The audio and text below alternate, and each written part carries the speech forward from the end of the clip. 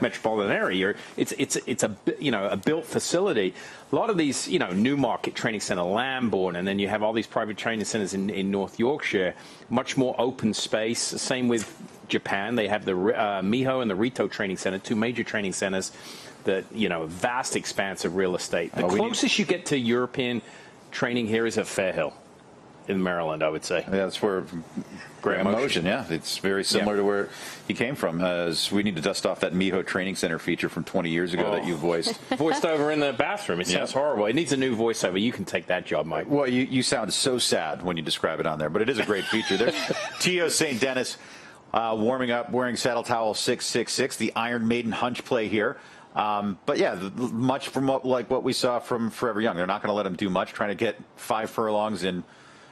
What said that? He said a minute and 6. I'm like, a minute and 6/5. That would be 1:01 and 1. No, a minute and 6 seconds.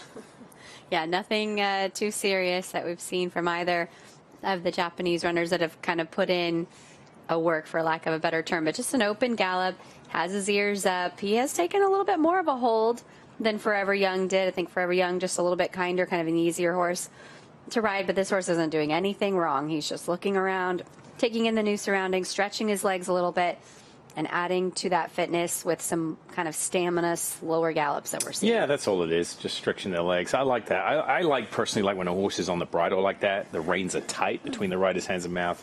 I think it gives the rider a little more control. I think there's less chance, of a horse ducking and diving a little bit. And he looks good.